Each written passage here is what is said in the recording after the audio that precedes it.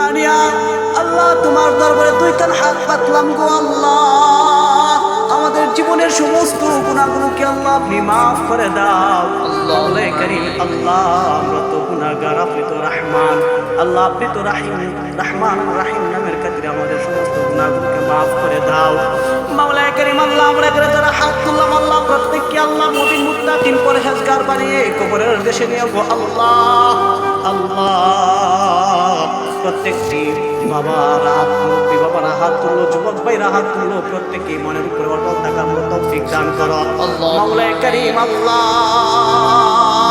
আদর্শ ব্যক্তিক রাষ্ট্র গঠন করার মতো তৌফিক দান করো মাওলায়ে কারীম আল্লাহ। আল্লাহ উমরের মতো একজন খলিফা বানিয়ে দাও মাওলায়ে কারীম আল্লাহ।